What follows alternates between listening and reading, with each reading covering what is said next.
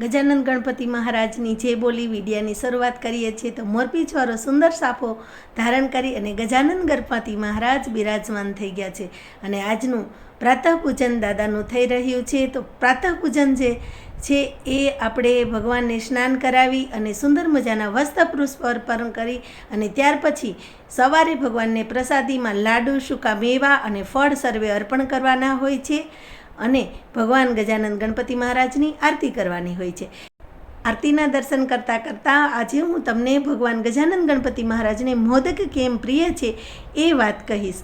તો જ્યારે ગજાનંદ ગણપતિ મહારાજ મહાભારતનું લેખન કરતા હોય ત્યારે પેન તૂટી જાય છે, ત્યારે ભગવાન ગજાનંદ ગણપતિ મહારાજ પોતાનો દાંત તોડી અને એનાથી એ લેખન ચાલુ રાખે છે। જ્યારે દાદા પોતાનો દાંત તોડે છે ત્યારે ભગવાનને દાંતમાં ખૂબ જ દુખાવો થતો હોય છે। જ્યારે ભગવાન જમવા બેસે છે ત્યારે ભગવાન જમી શકતા નથી, ત્યારે માતા પાર્વતી ભગવાન ગજાનંદ ગણપતિ મહારાજને ચોખાના અને ટોપરાના સુંદર મજાના પોચા પોચા લાડુ બનાવી અને અર્પણ કરે છે। ત્યારે દાદા એ લાડુ જમે છે અને દાદાને ત્યારથી લાડુ અતિ પ્રિય છે। એટલે આપણે ક્યારેય પણ કોઈ પણ શુભ પ્રસંગ હોય ત્યારે ભગવાન ગજાનંદ ગણપતિ મહારાજને લાડુ અર્પણ કરવાનું ચૂકતા નથી, કેમ કે દાદાને લાડુ અતિ પ્રિય છે। મધ્યાહન કાળે દાદા માટે સુંદર મજાનો થાળ આવી ગયો છે। તો ભગવાન ગજાનંદ ગણપતિ મહારાજ અત્યારે થાળ જમી રહ્યા છે એના દ્રશ્ય અત્યારે હું તમને બતાવી રહી છું। ભક્તજનો જે સમયની ખૂબ આતુરતાથી રાહ જોતા હોય એ સમય એટલે કે સાયન આરતી। તો હવે બધા સાથે મળી અને ભગવાન ગજાનંદ ગણપતિ મહારાજની સાયન આરતી કરશું।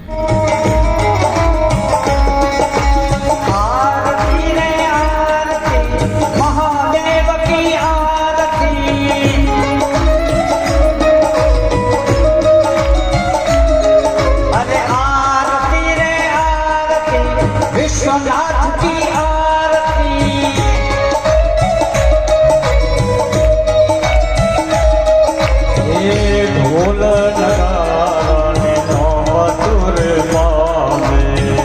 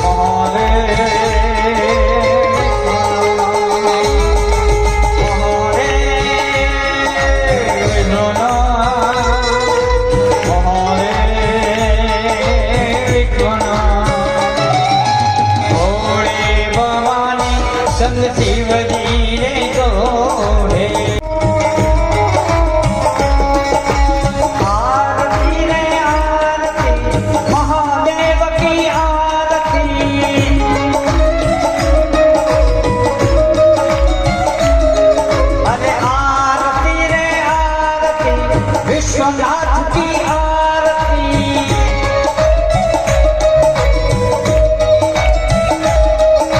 ये ढोल नगाने नो मधुर पावे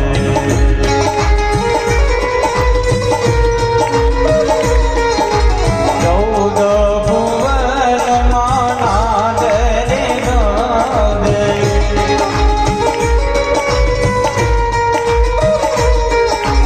महादेव विश्वनाथ